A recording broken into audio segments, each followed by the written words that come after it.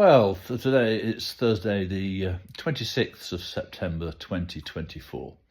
And apparently Lewis, that I'm sat with now, likes some of my stories from the past. Now that I'm nearly 67 years old, goodness me, enjoy your youth if you're younger than me, and probably most are. Now, I'll tell you one little story. I had a secretary called Caroline, and she was a lovely girl and very good at what she did. She could type on the computer and all the spelling was correct and everything. It was very good. And one day she said, look, I've got a cousin staying with me from Canada. Would you mind, I'm going away for 3 or 4 days. She's just sat at home on her own board. You're good fun. Would you mind taking her out for the night and show her around? Well, okay, yeah, I'll do that. So go on, tell her I'll pick her up on Wednesday at 6:30, say. So I went down, found Caroline's house that was in a place called Bamber-Bridge, and I knocked on the door, and this Beth goes there. And I have to say, she was reasonably attractive, and yeah, just the right sort of. So I go on, jump in the car. So I took her around, showed her some of the areas, Horton Towers, a castle near where we live, and I know Sir Bernard who owns it, Sir Bernard de Horton. We took her over to Pendle Hill and showed her where the witches lived and used to be executed or hung or whatever used to do to them. Clitheroe Castle and places like that. And I had a drink on the way back and dropped her off, and I got a kiss on the cheek and said, thank you very much. That was, a really lovely evening. Well, that's very good to hear. So anyway, that was the end of it. 3 or 4 months later, Caroline, my secretary, said, oh, she said, Beth really enjoyed that evening with you. Would you mind doing it again? Because I'm going away for 3 or 4 days again, and she'd be sat at home bored. Well, yeah, go on then. She was a reasonably attractive, pleasant Canadian girl. So anyway, that day I'd been working in Leeds for meetings, and I got back, and as I was coming back, it was hammering it down with snow. It was very heavy snow, and I struggled to get in my car to the house in Bamber-Bridge where Beth and Caroline lived. So I knocked on the door. I'm pretty sure I got the right house because there was this really lot of snow coming down. And I tapped on the door. I thought, well, I'm not driving around anywhere tonight. I'll probably just have a pizza and a glass of wine, and that's it. Give her a bit of company. So I knocked on the door and went in the house and said, hi, Beth. Hi, honey. It's Ross here. Where are you? Well, hi, honey, she said. I'm in the bath. Oh, right. So she says, come on up and have a glass of wine. And I wasn't expecting that. So, okay, so I went upstairs and expecting it to be like James Bond, right? A girl in bath with a load of bubbles.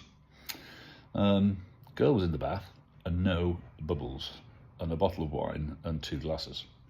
Well, you ever put a bone down for your dog and say, sit? And your dog keeps going, looking at the bone.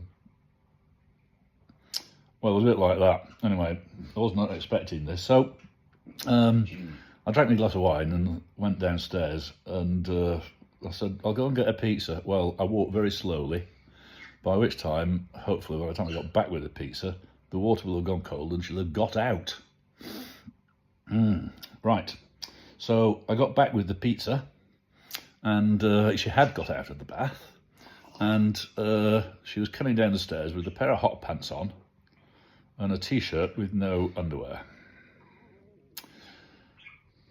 And we had the pizza and another glass of wine. I wasn't expecting this. She said, have you had a busy day? Yes, I've had a very busy day. I've been in meetings all day doing what I do as a management consultant.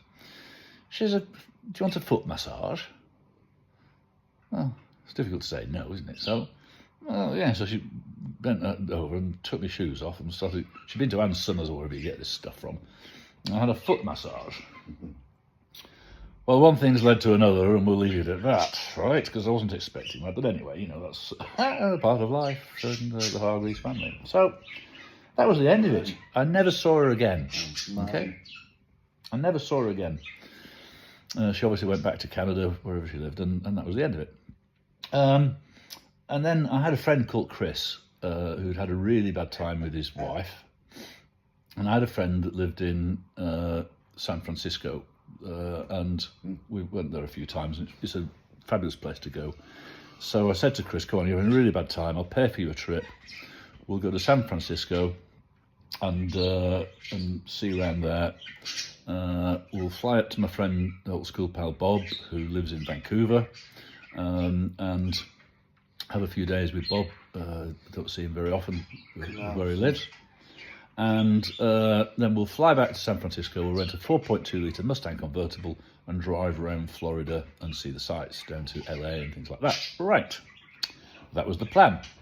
So we flew off we go to San Francisco, have a good few days there up in the mountains, saw the city, Golden Gate Bridge and all that sort of stuff, Alcatraz. Having a great time. And then we flew up, had a fabulous weekend in Vancouver with my mate Bob. And now we're going back to the airport to catch the flight back to San Francisco. And Chris, my friend, says to me, Russ, he said, I've got a confession to make. What's that? You're not gay, are you, Chris? Because I've been sleeping in the same room as you. No, he said, I've fallen in love with Caroline, your secretary. Have you done that? I've no idea. He says, not only that, I've booked for her to come on the second part of this trip and meet us at San Francisco Airport and drive with us in the Mustang convertible. Oh, bloody hell, I don't want to be on holiday with me bloody secretary, was my view, as you would expect. So we're at the airport in Vancouver, heading towards the check-in, and all of a sudden I feel a pinch on my bottom, and my friend Bob was with us, seeing us off. And I turn round, it's Beth!